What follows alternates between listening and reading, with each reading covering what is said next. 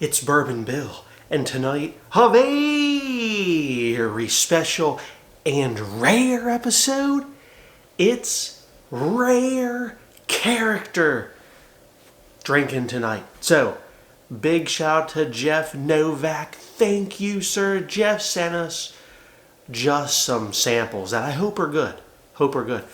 Believe it or not, I have not had much, if any, rare character. You're like, Bourbon Bill, you've been living under a damn rock.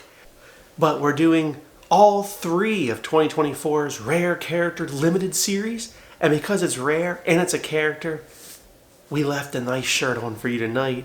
Or we might have just been wearing it for work. But you'll never know. You'll never know the truth. Jeff also was the man and included some of the Fortuna, I don't know how you pronounce that, other stuff that Rare Character makes.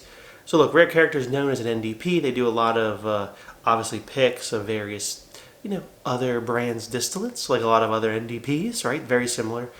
Their prices range from okay to kind of expensive. But we're going to see how these couples shake out tonight. And I don't know if they're doing this for 2025. If someone knows, comment below. And, depending on how we like 2024, maybe this will be something we're looking for in 2025. So there it is. There's the pictures of all of them. Rare Character Limited 1 through 3. And the Fortunas, just the regular. And then there's an 8 summers old on there. Like they're taking a playbook out of good old, the old Forrester President's Choice. Summers, aged in summers or whatever. And the 8 summers old is barrel proof though. So thank you, Jeff, for sending this along. Really appreciate it, sir. First up is going to be just the Rare Character Fortuna.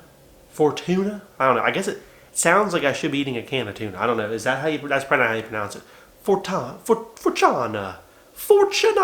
don't know. Fortuna. We're going to go with Fortuna. Whoa. Wait a second. Before you pour up that drink, you might want to consider having a pre-alcohol probiotic drink by Z-Biotics to help you tackle that rough next morning.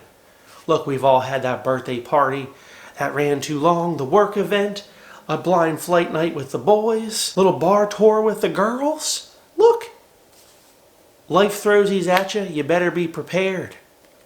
Pre-alcohol probiotic is the world's first genetically engineered probiotic drink made by PhD scientists. That's the smart kind. Up there with rocket scientists, but we don't discriminate. Did you know when you drink, alcohol gets converted into a toxic byproduct right here in your tummy?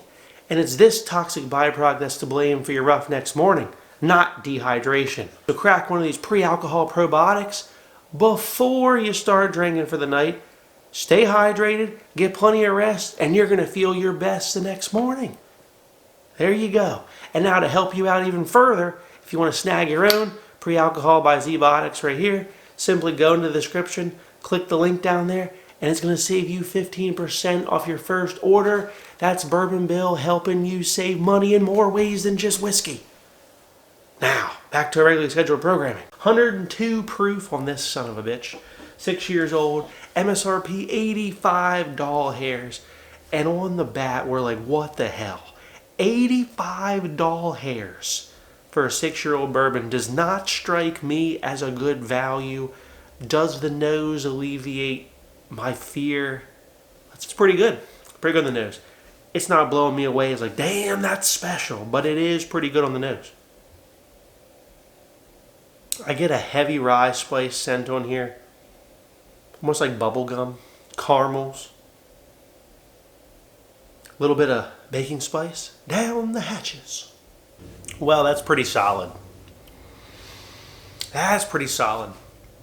No youth notes here. This is all kind of like a caramel apple rye spice bomb to me. I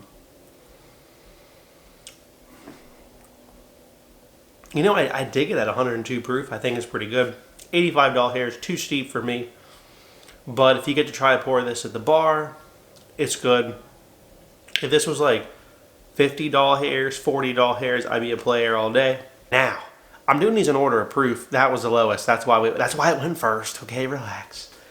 Okay, now we're in to the batches. So, the first llama, if you will. And let's talk about the bottle art's pretty cool, right? But like that doesn't scream good. if you didn't know anything about him, you saw it on the shelf, you're like, wow, it's rare character, limited release batch 1, no real info on the label other than the proof, and it's got a llama on it. You know what my first thought was? Is that like a bottle of yellowtail wine? Have they turned into, instead of a kangaroo, a llama, and now they're doing bourbon? Like, if you didn't know, you didn't know. I think they should do a better job of that. But, batch 113 proof. I don't know if it says on the bottle because I don't have the bottle, but Jeff, go ahead and comment below if it does say on the bottle.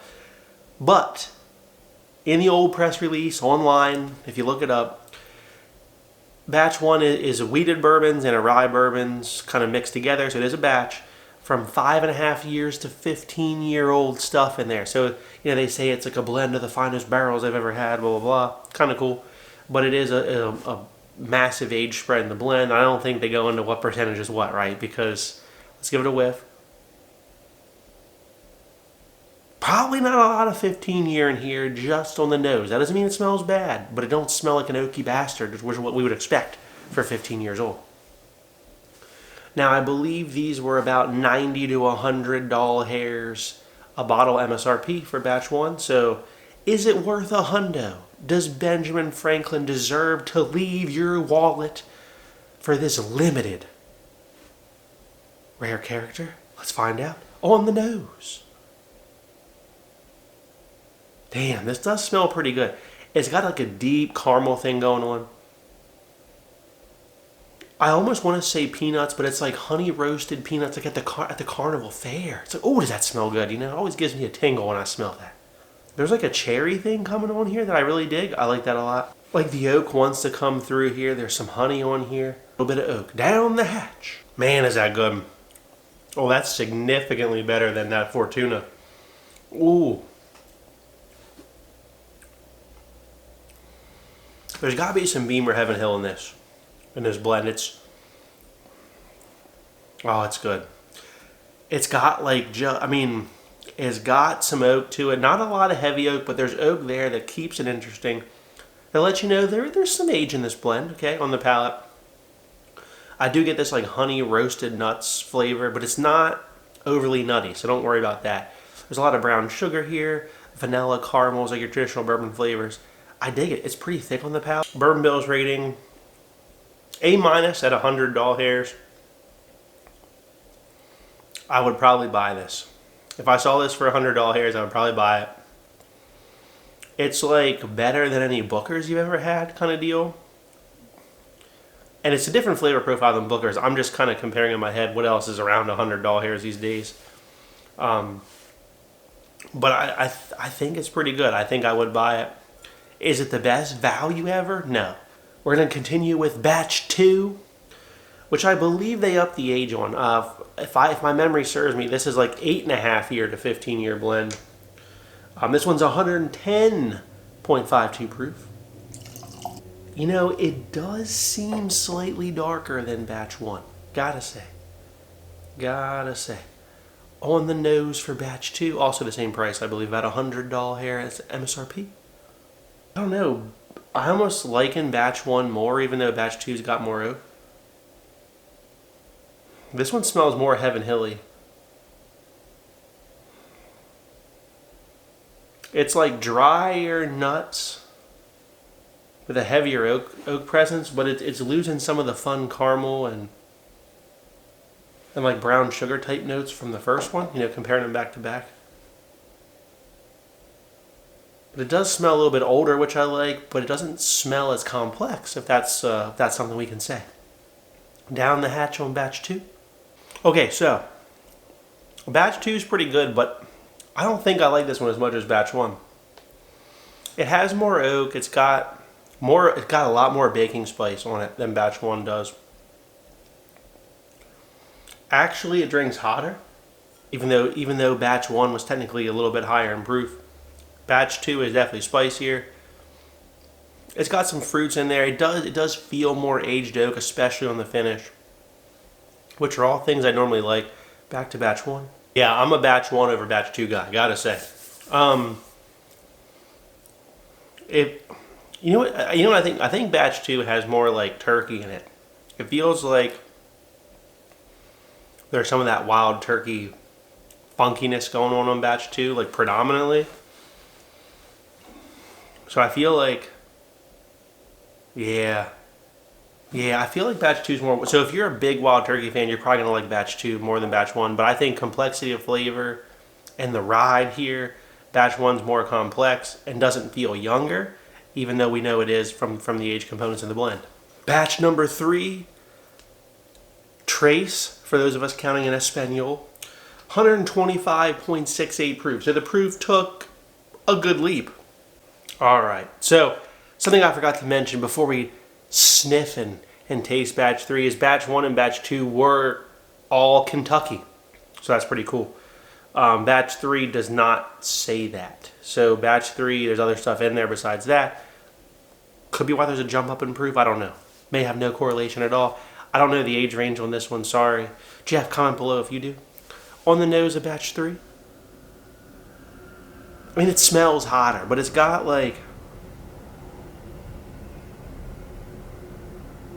It's got like a sugar cookie, gingerbread sugar cookie nose. Loads of caramel, toffee. I'm not getting a ton of oak though on this one. Down the hatch. Oh, is that good though? Oh, man. Sweeter than batch 1 or batch 2.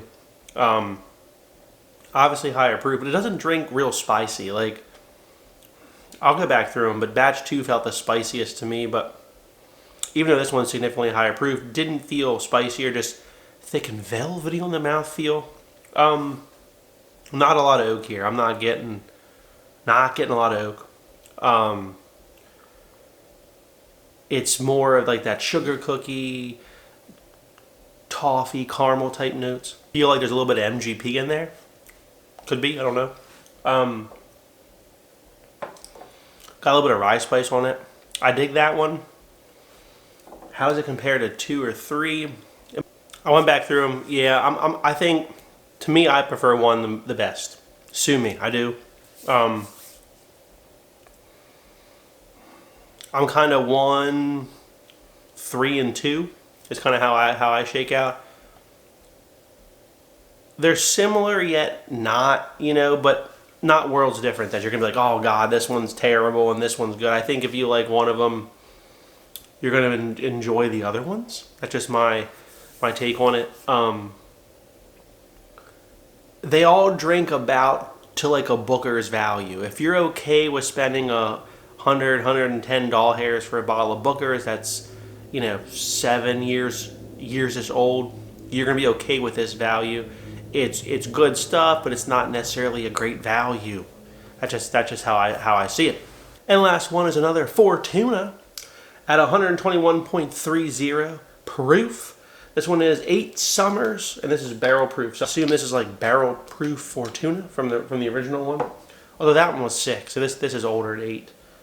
So 2 years older and higher proof regular Fortuna could be really good. We didn't think that one was bad. On the nose of this one. Oh, now this is got some berries on it. Like blueberry crumble. A lot of caramel too. Not a lot of oak, but 8 years isn't, you know, price on this one, I'm not sure. I think it was around $100 hairs as well. Let's give it a sip. Man, I dig that. I dig that. It's nicely balanced, kind of like batch 1. It's got oak on the back end, it's got caramels, it's got brown sugars. A little bit sweet, but not too sweet. To me, it's solidly in, like, again, the Booker's type value category. So, I'm just going to give them all an A- rating for the price and the age. Although I got, actually, the original Fortuna at 102 proof, going to go down to a B rating tonight because the other ones are like $5 hairs to $10 hairs more, and they're significantly better than that one. So, I wouldn't get that one. Thank you, Jeff. I really appreciate it. I have not had the chance to sample like a good offering from Rare Character before, and this isn't any of their single barrel picks, which of course, you know, every single barrel is going to be different. So this is pretty cool to go through. I think they're doing a good job blending barrels. I really do. Rare Character, I like what you're doing. Reduce the prices a little bit, and you got a real winner. And thank you, Jeff. I quite enjoyed these, so thank you, sir, and for giving me the opportunity to try these and share it with all of you. So if you like what you saw, please like, comment, and subscribe. We'll see you next time. Have a good evening, everybody.